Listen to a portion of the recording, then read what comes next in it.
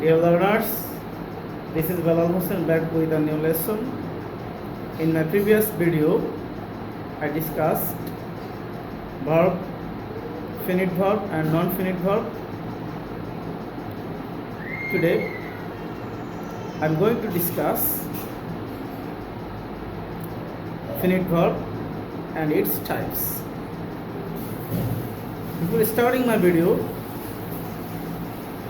I have to say you that if you are new in my channel, subscribe my channel to get my videos first and hit the bell icon. শিক্ষার্থী বন্ধুরা, গত ভিডিওতে আমি দেখিয়েছিলাম finite verb এবং নন finite verb. Finite verb কাকে বলে, নন finite verb কাকে বলে, কোনগুলোকে ফিনিট ভার্ব বলবো, কোনগুলোকে নন ফিনিট ভার্ব বলবো। Today I am going to discuss the types of finite verb.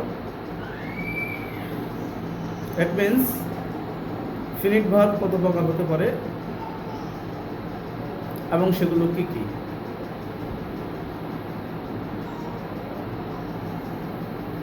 So let's start our class today.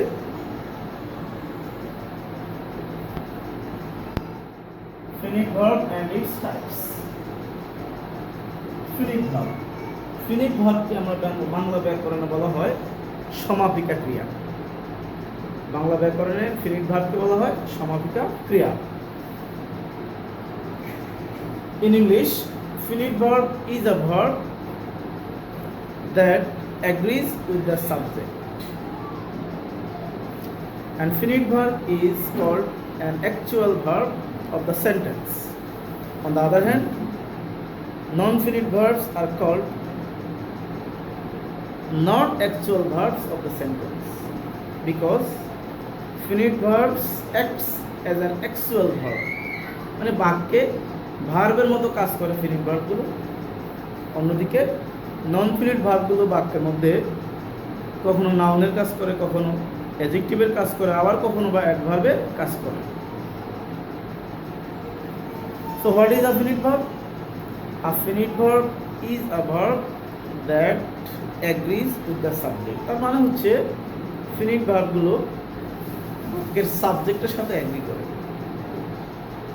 সাবজেক্টের সাথে এগুলো পরিবর্তন হতে পারে, এগুলো প্রেজেন্ট ফর্মের সাথে অ্যাজ বাই অ্যাজ যুক্ত হতে পারে, ফার্স্ট ফর্মের সাথে ডি যুক্ত হতে পারে, ইডি যুক্ত হতে পারে, টি যুক্ত হতে পারে।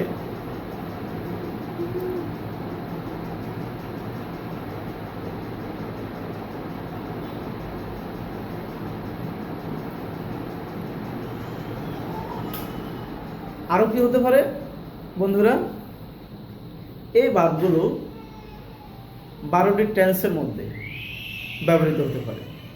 তার মানে টেন্স অনুসারে ভার্বগুলোর পরিবর্তন হয়। তোমরা ইতিমধ্যে জেনেছ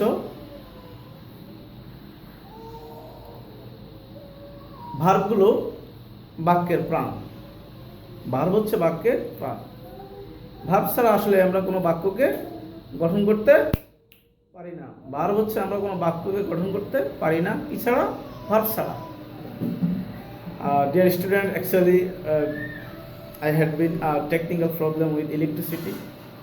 That is why my attention goes here and there. I'm sorry for that. So let's come to our class. Finite verb. Finite verbs agrees with the subject. It can be changed according to tense, according to number, according to person of the subject. Finite verbs can be of two types. It can be a main verb of a sentence or it can be a auxiliary verb of a sentence. So now let's clarify finite verb. যে ক্রিয়ার দ্বারা মনের ভাব সম্পূর্ণভাবে প্রকাশ পায়, যে সকল ক্রিয়ার মাধ্যমে আমরা মনের ভাব সম্পূর্ণভাবে প্রকাশ করতে পারি সেগুলো হচ্ছে ফিনিট ভার্ব। ফিনিট ভার্বগুলো দুই প্রকার, main verb, auxiliary verb. Main ভার্বগুলো কোনগুলো? যেগুলো টেন্স অনুসারে পরিবর্তন হয়, সাবজেক্ট অনুসারে পরিবর্তন হয়, নাম্বার অনুসারে পরিবর্তন হয়, পার্সন অনুসারে পরিবর্তন হয়। ভার্ব ওয়ানের সাথে অ্যাজ বাই অ্যাজ যুক্ত হয়, ভার্ব টু এর সাথে ডি ইডি যুক্ত হয়, ইয়ান যুক্ত হয়, টি যুক্ত হয়। ফার্স্ট পার্টিসিপলের সাথে অক্সিলারি ভার্বের সাহায্য নিয়ে তারা চেঞ্জ হয়, পরিবর্তন হয়। On the other hand, auxiliary verb কি করে? অক্সিলারি ভার্বগুলো মেইন ভার্বগুলোকে অর্থ প্রকাশে সাহায্য করে মাঝে মাঝে, আবার মেইন ভার্বগুলো অক্সিলারি ভার্বের সাহায্য ছাড়াও অর্থ প্রকাশ করতে পারে। তাহলে আমাদের একটা প্রশ্ন আসতে পারে যে মেইন ভার্বগুলো ডিপেন্ডেন্ট কি ইন্ডিপেন্ডেন্ট?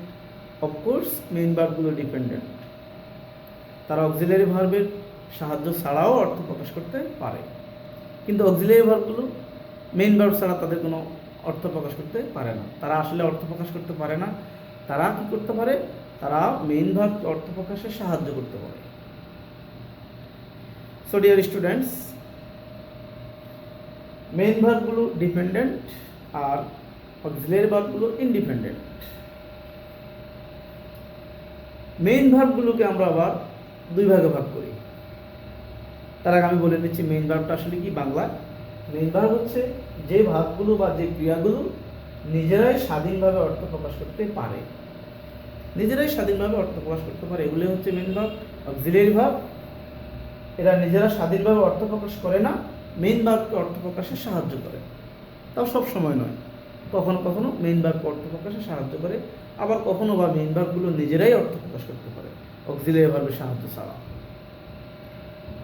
এখন এই মেইন ভার্বগুলোকে আমরা আবার দুই ভাগে ভাগ করি। মেইন ভার্বগুলোকে আমরা প্রিন্সিপাল ভার্বও বলতে পারি।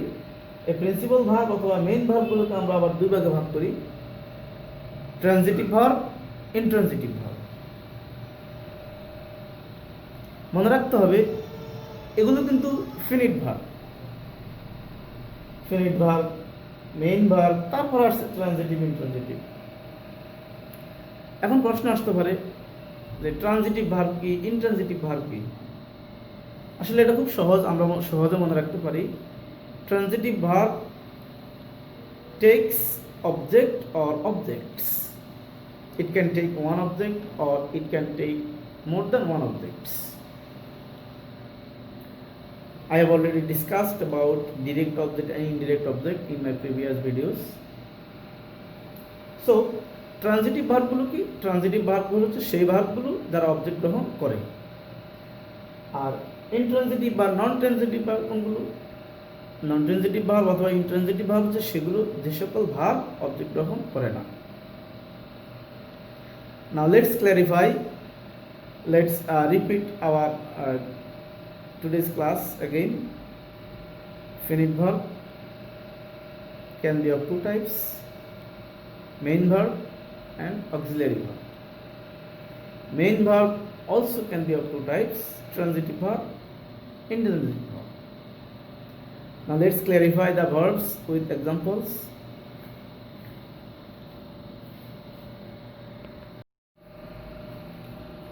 Dear students, let me clarify the verbs finite verb, main verb, auxiliary verb, transitive verb and intransitive verb through some examples. So notice in the first sentence,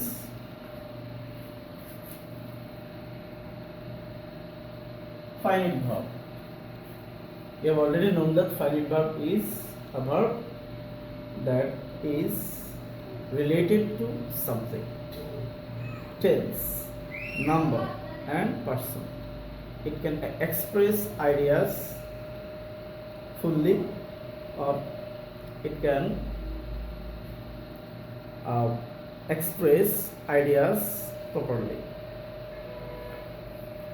So finite verb is an actual verb. That means a finite verb is a verb, that is the real verb of the sentence. In my sentence, yesterday I went to market to buy a laptop. Here the subject is I and the verb is went. You have already known that a finite verb can be changed according to subject, person and number. It can also be changed as verb. You know that finite verb we use in 12 tenses. Here the event is in the first tense, that is why I use the verb to or first form of verb. Yesterday refers something first. That means আমরা যখন কোনো কাজ অতীতকালে কোনো কাজ করি তখন আমরা ভার্বের ফার্স্ট ফর্ম ব্যবহার করি। So I is the subject, এই সেন্টেন্সের সাবজেক্ট হচ্ছে I, ভার্ব হচ্ছে went. Yesterday I went to market to buy a laptop. There is another verb, to buy. You have already known that there are two types of verb, finite verb and non-finite verb. Finite verb is related to subject. It can be changed according to the subject, person and number. On the other hand, non-finite verb do not change according to subject and verb. So this one is non-finite verb and this one is finite verb, because this one is not actual verb. This one is not finite verb because it doesn't follow the subject. This one is finite verb because it follows the subject I. Now come to the next, main verb. It should be remembered that main verb is also a finite verb. She gives me a book. সে আমাকে একটা বই দিল। Other sentence, students go to school. ছাত্রছাত্রীরা স্কুলে যায় অথবা শিক্ষার্থীরা স্কুলে যায়। Here I add extra s with the verb give. We know that main verb is related to 12 tenses. It has three forms: present form, first form and first person form. That means main verb গুলো কোনো না কোনো verb কোনো না কোনো টেন্সকে follow করবে। তো সবগুলো টেন্সে আমরা ভার্বের তিনটা ফর্ম ব্যবহার করি: present form, first form and first participle form. আর যখন এই মেইন ভার্বগুলো আমরা সেন্টেন্সে ব্যবহার করি সেগুলো সাবজেক্টকে এগ্রি করে, সাবজেক্টের সাথে এগ্রি করে। যেহেতু এখানে সাবজেক্ট হচ্ছে she, third person singular, so আমরা এই ভার্বের শেষে প্রেজেন্ট ফর্মের সাথে একটা s অথবা es যুক্ত করি। She gives me a book. তাহলে আমরা এই মেইন ভার্বের সঙ্গে কি পড়ে আসছিলাম? মেইন ভার্ব হচ্ছে সেই ভার্বগুলো যেগুলো টেন্স অনুসারে, সাবজেক্ট, নাম্বার, পার্সন অনুসারে পরিবর্তন হয় বা পরিবর্তন হতে পারে। In my second sentence, the subject is students. So, what is the verb? The verb is go. It is unchanged here because ভার্বটা সাবজেক্টের সাথে এগ্রি করছে, সাবজেক্টে যেহেতু প্লুরাল সেজন্য আমরা ভার্বটা কোনো প্রকার পরিবর্তন না করে প্রেজেন্ট ফর্মে রেখে দিলাম। তো মেইন ভার্বগুলো কি স্বাধীনভাবে অর্থ প্রকাশ করতে পারে। দেখো এখানে আমার এক্সপ্রেশন আছে she gives me a book, সে আমাকে একটি বই দিল, দেয়। Then second sentence, students go to school, ছাত্রছাত্রীরা স্কুলে যায়। আমার মিনিংটা ক্লিয়ার হওয়ার জন্য কোনো ভার্বের উপর, কোনো অক্সিলারি ভার্বের উপর সাহায্য করতে হয়নি, নিজেই অর্থ প্রকাশ করছে, তাহলে main verb. both of them are main verb. And then come auxiliary verb. Auxiliary verb কি? তারা নিজের অর্থ প্রকাশ করতে পারে না, অর্থ প্রকাশে সাহায্য করে। নিজেরা অর্থ প্রকাশ করতে পারে না, অর্থ প্রকাশে সাহায্য করে। দেখো এই সেন্টেন্সে হ্যাজ, হ্যাজটা হচ্ছে কি main auxiliary verb, are taken হচ্ছে main verb, verb 3। I've already told you that the auxiliary verb helps the main verbs to অর্থ প্রকাশে সাহায্য করে। এখন নিজেরা কিন্তু অর্থ প্রকাশ করে না, অর্থ প্রকাশে সাহায্য করে। আমরা যদি এই সেন্টেন্সটার অর্থ খেয়াল করি তাহলে আমরা দেখতে পাবো he has taken a plan, সে একটি পরিকল্পনা করলো, পরিকল্পনা করলো বা নিল। এক্ষেত্রে টেক শব্দের অর্থ নেওয়া, কোনো পরিকল্পনা গ্রহণ করা। তো এক্ষেত্রে আমার কিন্তু এই হ্যাজের কোনো অর্থ নেই, হ্যাজ নিজে কোনো অর্থ প্রকাশ করে নাই। টেন্সটাকে, ভার্ব 3টাকে ব্যবহার করার জন্য আমরা অক্সিলারি ভার্ব হিসেবে হ্যাজটা ব্যবহার করলাম। নিজে কোনো অর্থ প্রকাশ করে নাই, মূলত এই ভার্ব 3 বসানোর জন্য, ভার্ব 3 এর অর্থ প্রকাশ করার জন্য হ্যাজটা ব্যবহার করলাম। হ্যাজ একটা auxiliary verb. Second sentence, have, they have prepared lessons. তো কি হলো? কাজটা কি? তারা প্রস্তুতি নিল। প্রস্তুতি নিল। কিসের প্রস্তুতি নিল? শেষ করলো। কি প্রস্তুত করলো? লেসন প্রস্তুত করলো। তাহলে দেখো এখানে তারা লেসন্স পার্টগুলো প্রস্তুত করলো, ঠিক করলো, তার মানে শেষ করলো। এখন হ্যাভের অর্থ কি? তোমরা বলবে হ্যাভের কোনো অর্থ নেই। আসলেই নেই, হ্যাভের ইন্ডিপেন্ডেন্ট কোনো অর্থ এখানে নেই। হ্যাভটা এখানে প্রিপেয়ার্ড হচ্ছে ভার্ব 3, এই ভার্ব 3 কে সঠিকভাবে কাজ করার জন্য এই হ্যাভটা সাহায্য করেছে। So these are called auxiliary verb or helping verbs. And then transitive verb. Transitive verb is also a kind of finite verb. Transitive verb is also a kind of main verb. So what is the difference between transitive and intransitive? Transitive verb takes object and intransitive verb doesn't take object. Transitive verb, subject, my mother is the subject, prepare হচ্ছে verb, আর food হচ্ছে object। তাহলে দেখলেন কি prepare শব্দটি food শব্দটি অবজেক্টটাকে গ্রহণ করছে। Prepare, এখন আমি যদি বলি my mother prepare for us, my mother prepare for us, তোমরা কোশ্চেন করতে পারো কি তৈরি করে। এখন আমি বললাম my mother prepares food for us, আমার মা আমাদের জন্য খাবার তৈরি করে। তাহলে খাবার, ফুডটা হচ্ছে এখানে অবজেক্ট।